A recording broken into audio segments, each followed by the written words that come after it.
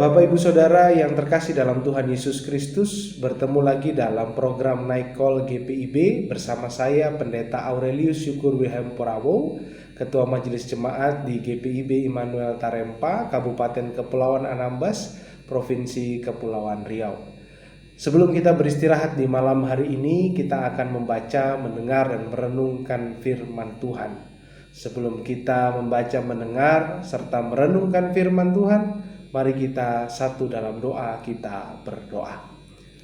Bapa Sorgawi, kami mengucap syukur atas hari yang sudah kami lalui pada saat ini. Dan kami pada saat ini sebelum kami beristirahat, kami akan membaca, mendengar, dan merenungkan firman-Mu.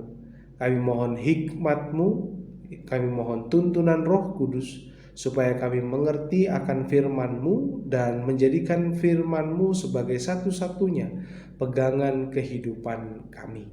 Berkati hamba yang akan memberitakan kebenaran firman Tuhan, biarlah hamba-Mu hanya menceritakan kebenaran yang berasal daripada-Mu.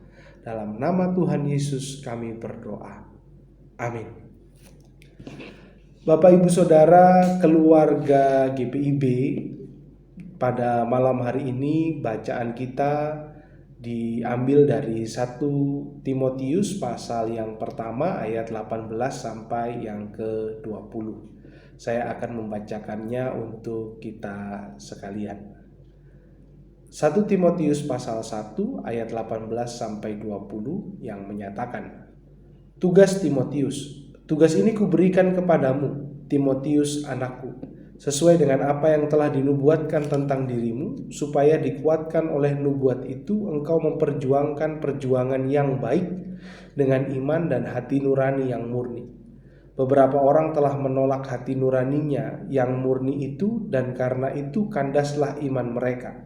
Di antaranya Himeneus dan Alexander, yang telah kuserahkan kepada iblis supaya jera mereka menghujat." Demikianlah pembacaan firman Tuhan, terpujilah Kristus, haleluya. Bapak Ibu Saudara yang terkasih dalam Tuhan Yesus Kristus, surat Paulus ini ditulis untuk Timotius, untuk meneguhkan Timotius dalam menjalankan tugas panggilan dan pengutusannya di tengah-tengah jemaat yang pada waktu itu sedang diserang oleh berbagai ajaran-ajaran sesat.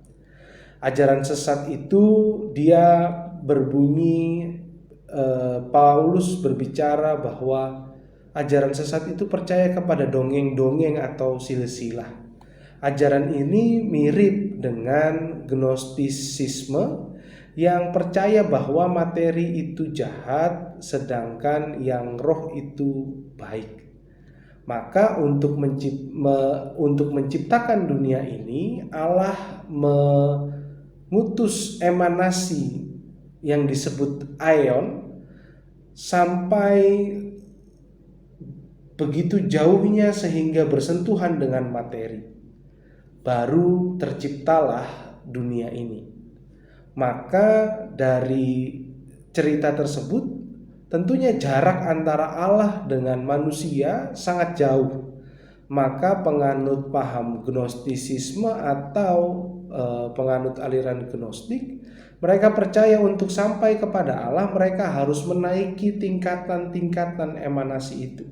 Dan setiap emanasi itu ada silsilah-silsilah yang disebut oleh dongeng-dongeng oleh Paulus di pasal yang pertama ayat yang ketiga sampai dengan ayat yang ke-11 pada suratnya yang pertama kepada Timotius. Maka dari itu, dan juga ajaran sesat ini atau gnostik ini mengajarkan bahwa karena materi itu jahat, maka tubuh itu nilainya sangat rendah. Maka para penganut gnostik seringkali menyiksa diri atau melaksanakan asketisme atau askese untuk menggambarkan bahwa tubuh itu jahat. Tubuh itu adalah materi yang jahat. Atau ada juga penganut gnostik yang mengatakan bahwa hidup sebebas-bebasnya tanpa moral, karena tubuh itu akan binasa dan roh yang akan selamat.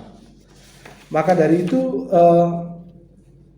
Bapak Ibu Saudara yang terkasih dalam Tuhan Yesus Kristus, bisa dibilang bahwa bentuk-bentuk seperti ini adalah bentuk-bentuk ajaran seperti ini adalah bentuk gnostik, tapi masih belum dalam fase yang baku, artinya masih dalam fase awal mula ajaran gnostik itu berkembang.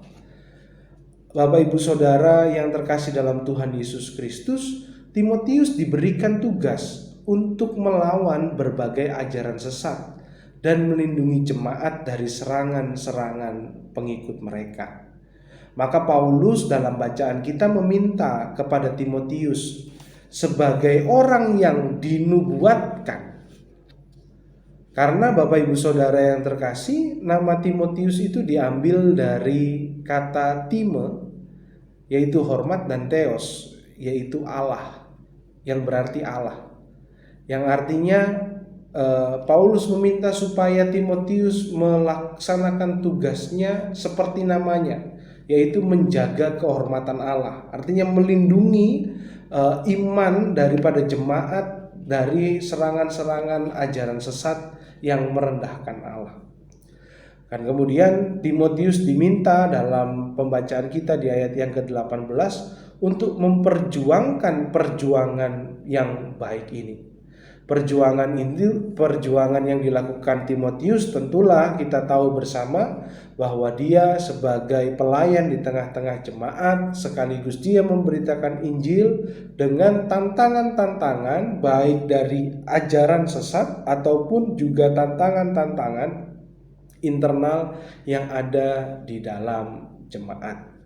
Dan Timotius diminta oleh Paulus untuk berjuang dengan iman dan hati nurani yang murni. Bapak Ibu Saudara yang terkasih dalam Tuhan Yesus Kristus, sahabat GPIB, pada malam hari ini kita diingatkan bahwa dalam kehidupan kita pada saat ini, di hari-hari ini, banyak tantangan bagi kita untuk menjadi seorang Kristen yang baik, atau banyak tantangan yang kita hadapi dalam kehidupan kita sebagai seorang Kristen. Ada yang barangkali dari kita punya konflik yang kita alami secara pribadi dalam kehidupan rumah tangga, pergumulan pekerjaan, dan sebagainya. Ada juga persoalan-persoalan gereja di era digital atau disrupsi yang terjadi di era digital, tentunya juga menjadi tantangan kita dalam kehidupan kita sebagai orang Kristen. Belum lagi adanya krisis-krisis kepercayaan terhadap lembaga-lembaga yang ada di tengah-tengah masyarakat ini, yang membuat orang Kristen menjadi semakin takut untuk menjalani kehidupan, untuk mengungkapkan kebenaran imannya. Belum lagi ditambah banyak contoh orang-orang Kristen yang bisa dibilang tidak memberikan teladan bagaimana cara menjalani kehidupan sebagai seorang Kristen yang baik. Ada persoalan intoleransi yang kita hadapi dalam kehidupan kita sebagai seorang Kristen. Belum lagi persoalan-persoalan diskriminasi, ketidakadilan, dan persoalan-persoalan kemanusiaan yang ada di sekeliling kita. Jelas Bapak Ibu Saudara, sahabat GPIB, semuanya ini menimbulkan kegelisahan dalam diri orang Kristen, terkhususnya juga dalam kehidupan bergereja. Maka dari itu, firman Tuhan pada malam hari ini mengingatkan kita supaya kita menjalani perjuangan yang baik, seperti yang diminta oleh Rasul Paulus kepada Timotius. Bukan hanya memilih perjuangan yang baik atau the good fight, tapi kita juga diminta untuk menjadi the good fighter atau pejuang yang baik di tengah-tengah tantangan yang kita hadapi. Yang dimana dalam segala tantangan yang kita hadapi, kita diminta oleh firman Tuhan pada malam hari ini untuk memakai iman dan hati nurani yang murni. Bukan semata-mata mengandalkan apa yang kita miliki, bukan semata-mata mengandalkan apa yang mau kita raih, tapi kita benar-benar dengan iman dan hati nurani yang murni, kita bersama-sama memegang prinsip Kristiani kita dengan teguh, dan terang kita diharapkan untuk tetap terus bercahaya meskipun hanya kelip-kelap. Tuhan Yesus memberkati kita sekalian. Amin. Jemaat Tuhan, pada malam hari ini kita akan satu di dalam doa. Kita berdoa. Bapa dalam kerajaan sorga, kami tahu apa yang kami hadapi sebagai seorang Kristen pada hari ini tidaklah mudah. Banyak tantangan-tantangan yang kami hadapi yang membuat nyali kami menjadi ciut.